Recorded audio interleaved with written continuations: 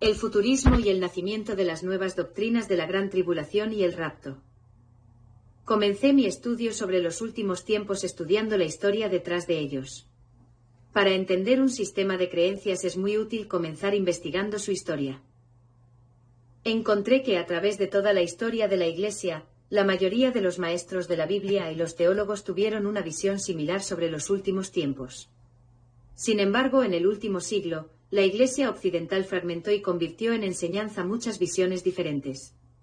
Dicho simplemente, desde el año 30 hasta los años 1500, la mayoría de la Iglesia tenía una visión optimista del futuro. Creían que el reino de Dios estaba creciendo sobre la tierra, y que continuaría creciendo hasta el regreso final de Cristo.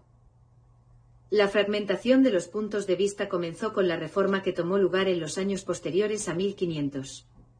Eso eventualmente llevó a lo que la Iglesia moderna cree. El rapto, un anticristo que regirá al mundo, una tribulación global que durará 7 años. Antes de la reforma de 1500, ninguno de estos 3 puntos eran entendidos de la manera en que se enseñan hoy. Descubrí que esta comprensión moderna se basa más en una tradición del siglo XIX, que en una visión histórica y bíblicamente ortodoxa. Como les mostraré, los padres de la Iglesia de los primeros 1500 años tenían una comprensión bíblica diferente de lo que se entiende hoy día. ¿En qué momento ambos caminos se separaron? El desarrollo histórico. La reforma del siglo XVI cambió un montón de cosas e inconscientemente, también afectó la visión de los últimos tiempos de gran parte de la Iglesia. Al comienzo de ese siglo, Martín Lutero denunció a la Iglesia Católica Romana y, en su pasión, la llamó la ramera de Babilonia y la bestia. Gary DeMar nos provee una visión general de lo que ocurría en este tiempo. Los agentes de la Reforma, casi sin excepción, creían que el sistema papal era el anticristo, con los respectivos papas reflejando la aplicación espiritual de la descripción de Pablo de el hombre de maldad de 2 Tesalonicenses 2:8, y entonces se manifestará aquel inicuo, a quien el Señor matará con el espíritu de su boca, y destruirá con el resplandor de su venida. La idea de un anticristo papal fue escrita en las confesiones de la época. La Confesión de Fe de Westminster 1643-47 declaró que no hay otra cabeza de la Iglesia que el Señor Jesucristo, ni puede el Papa de Roma, en ningún sentido, ser la cabeza de la misma, sino que es el anticristo, el hijo de perdición, que se exaltó a sí mismo en la Iglesia contra Cristo y contra todo lo que se llama Dios. Para contrarrestar esto, en 1585 un sacerdote jesuita, llamado Francisco Rivera, publicó un trabajo de 500 páginas en el que exponía que las profecías de Daniel 9, 24-27, Mateo 24 y Apocalipsis 4-19 ocurrirían en un futuro distante. Esta fue la primera enseñanza de esta naturaleza, y es el fundamento de muchos puntos de vista modernos sobre los últimos tiempos. La implicancia de esta nueva interpretación es que, en lugar de ver estas profecías como cumplidas en el pasado, ahora Rivera las estaba ubicando en el futuro. Históricamente hablando, la interpretación de Rivera no tuvo éxito. De hecho, su escrito quedó perdido hasta que en 1826 Samuel Maitland, bibliotecario del arzobispo de Canterbury, redescubrió el manuscrito olvidado de Rivera y lo publicó para referencia pública. Cuando el libro de Rivera reapareció, un pequeño grupo de ultraconservadores, liderados por John Darby, lo tomó en serio y comenzó a ser influenciado por estas ideas futuristas. John Darby y su contemporáneo, Edward Irving, se convirtieron en apologéticos de la nueva teología sobre los últimos tiempos y comenzaron a atraer muchos seguidores. Su seguidor más importante fue C.I. Scofield, quien más tarde publicaría estas nuevas doctrinas en su famosa Biblia de referencia Scofield. La Biblia Scofield fue la más popular de su tiempo, pues fue una de las primeras Biblias en contener comentarios, y rápidamente se convirtió en el estándar para los seminaristas de la época. Esto continuó hasta el surgimiento del movimiento, la lluvia tardía, de 1948, que no estaba de acuerdo con las afirmaciones de la referencia bíblica Scofield con respecto a que los dones espirituales, ya que en ella se afirmaba que los dones espirituales habían cesado. Los Pentecostals quitaron su apoyo a esta porción de los comentarios, pero siguieron aceptando las enseñanzas del sacerdote jesuita, Francisco Rivera, sobre los últimos tiempos sin darse cuenta de su gran error. Luego, en 1961, Fainis de Icke publicó la Biblia de Icke de referencia con comentarios, la que continuó. promoviendo el mismo darbyismo de la Biblia Scofield, y las Biblias de estudio Rairi y MacArthur también continuaron con esa tradición. Así vemos como la creencia de que ciertas profecías no han sido cumplidas aún, comenzó con un sacerdote que reaccionó a la dura denuncia de Martín Lutero contra la Iglesia Católica Romana. El contexto histórico de la nueva doctrina. Es importante considerar el momento en la historia en que se produjo el ministerio de John Darby. Durante la década de 1830, el Espíritu Santo, a través del segundo gran despertar, o segundo gran avivamiento, estaba despertando las iglesias americanas y trayéndolas a la vida con gran fervor. Al mismo tiempo, Satanás trabajaba duro suscitando distorsiones y falsas enseñanzas en el mundo. Desde finales del siglo XVIII hasta finales del siglo XIX, una multitud de enseñanzas falsas fueron introducidas en la Iglesia. Los últimos 100 años. Después de que la Biblia Scofield de referencia fuera publicada en 1909, el planeta atravesó por una era profundamente traumática, la Primera Guerra Mundial, la Gran Depresión, y la Segunda Guerra Mundial. Para cuando este periodo de 40 años hubo terminado, el movimiento pesimista del scofieldismo ya se había enraizado en el pensamiento americano. El escrito del sacerdote Rivera y el darbyismo, y su doctrina futurista causó rechazo en las iglesias europeas durante el tiempo de Hitler y de Mussolini. El darbyismo básicamente le enseñaba a la gente a creer que estos hombres podrían ser el anticristo, por lo tanto, pensaban ellos, debemos dejarlos tomar el poder, ya que esto apresuraría el juicio final y nuestro pronto rapto. Por ejemplo, un folleto publicado en 1940 identificaba a Mussolini con el anticristo diciendo que cumplía las 49 profecías del anticristo. Gary DeMar, refiriéndose a esta era, dice: muchos recordarán los sermones generalizados de la Segunda Guerra Mundial, anunciando que Mussolini o Hitler eran el anticristo.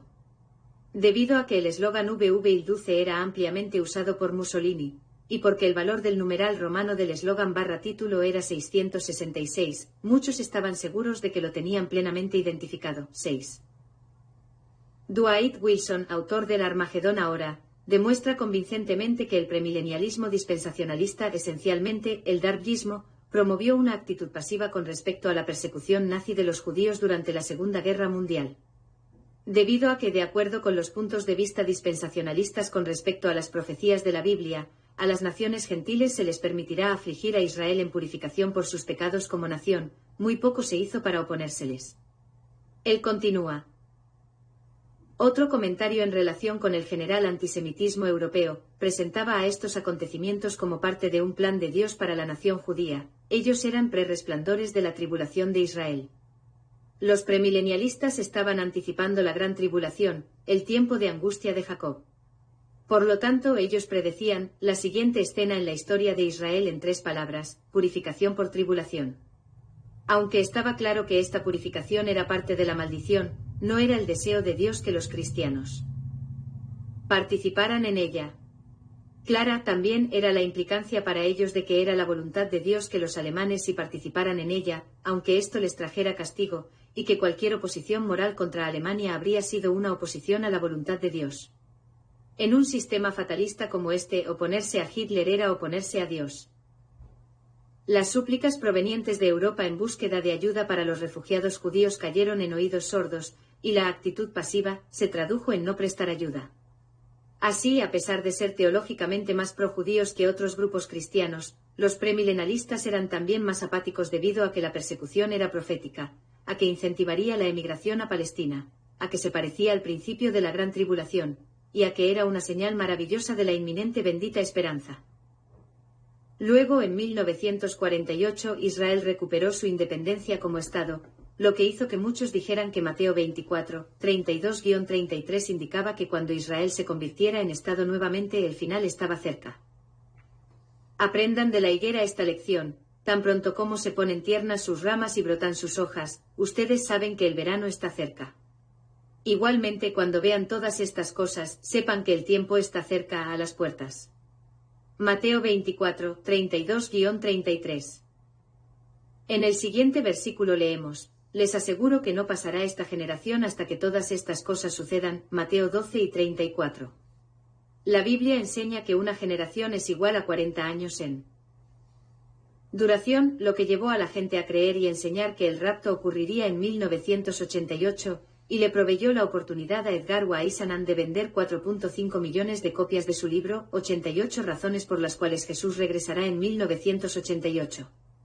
A Whisenant se le cita diciendo: «Solo si la Biblia está en un error, estoy equivocado, esto es lo que le digo a todos los predicadores. Y si hubiera un rey en este país y yo pudiera apostar mi vida, la apostaría». Las predicciones de Whisenant fueron tomadas en serio en algunas partes de la comunidad cristiana evangélica. En la medida que el gran día se acercaba, la programación regular de la Red de Transmisión Trinitaria Cristiana, TBN, era interrumpida para dar instrucciones especiales en preparación para el rapto. Cuando la predicción falló, Whisenant continuó publicando libros con predicciones para fechas varias en 1989, 1993, 1994 y 1997. En este punto, algunos de estos maestros modernos han comenzado a redefinir lo que significa una generación. Ellos dicen que el reloj comenzó en 1948, pero ya que una generación de 40 años es incorrecta, proponen ahora que una generación son 70, o incluso 100 años.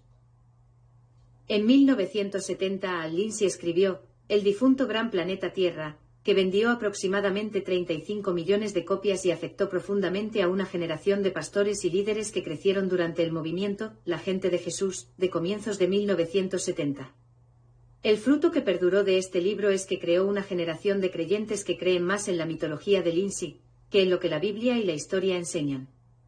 En este libro Al Lindsey concluía que, ya que los Estados Unidos no eran mencionados en Daniel o Apocalipsis, este país no sería un actor principal en la escena mundial en que la gran tribulación ocurriría.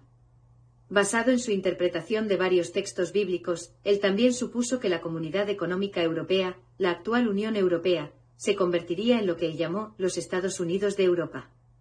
Esta unión tendría 10 miembros y se convertiría, de acuerdo con Lindsey, en el revivido Imperio Romano regido por el Anticristo, todo lo cual es necesario para que se cumpla la profecía de la Biblia. Al momento de esta publicación, la Unión Europea tiene 28 miembros. Luego Al Lindsey sacó otro libro llamado La década de 1980, cuenta regresiva al Armagedón, dejando entrever que la batalla de Armagedón ocurriría pronto. Fue tan lejos como para decir, la década de los 80 podría ser la última década de la historia como la conocemos, y sugirió que los Estados Unidos serían destruidos por un ataque sorpresa de los soviéticos. Dada la insistencia obstinada de Lindsey de que la década de los años 80 abriría paso a la gran tribulación, no es sorprendente que el libro fuera silenciosamente dejado de imprimir recién a comienzos de los años 90. Lindsey, sin embargo, no se daría por vencido. A comienzos de los años 90 publicó Planeta Tierra 2000 DC, donde advertía a los cristianos que no esperasen estar aún vivos en la Tierra para el año 2000. A través de sus varios libros, Lindsey usó la premisa de que la Guerra Fría continuaría hasta el final y que, de hecho, jugaría un rol importante en el desarrollo de los eventos de los últimos tiempos, incluso llamando a Rusia la famosa Gaad de Apocalipsis 20:8. Del mismo modo, Lindsey creía que la cultura hippie de los años 60 y 70 se convertiría en la cultura dominante en los Estados Unidos, para al final llevar a la inmoralidad y a la falsa religión de los últimos tiempos profetizada en varios pasajes bíblicos.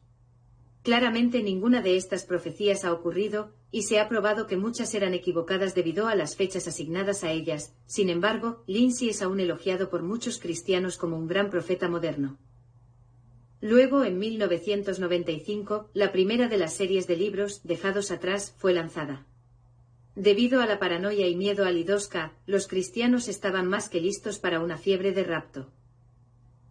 Cuando todo pasó y se comprobó que el I2K era una mera exageración, ya se habían vendido 60 millones de copias de Dejados atrás y 3 terribles películas se habían filmado, que eran similares en naturaleza y teología a las series El ladrón en la noche de los años 70. Estamos ahora en el nuevo milenio y va siendo hora de que comencemos a cuestionar profundamente las teorías modernas de los últimos tiempos. Si un maestro ha estado proclamando por más de 40 años que el fin del mundo viene pronto, deberíamos dejar de ponerle atención. Si un maestro ha proclamado por más de 40 años que diferentes personas son el anticristo, deberíamos ignorarle. El hecho de que estos maestros usen un traje y salgan en la televisión no les hace estar menos equivocados que el loco que se para en la esquina con carteles que proclaman que el fin está cerca. Si un maestro fue un paranoico alarmista con respecto al I2K, no deberíamos poner atención a otras proclamaciones futuristas de este maestro. En resumen, la enseñanza de que las palabras de Jesús en Mateo 24, las profecías de Daniel y el libro de Apocalipsis se refieren todas a eventos del futuro. Es un concepto nuevo que nació como una reacción a la Reforma y que se ha encarnado profundamente en la comunidad evangélica.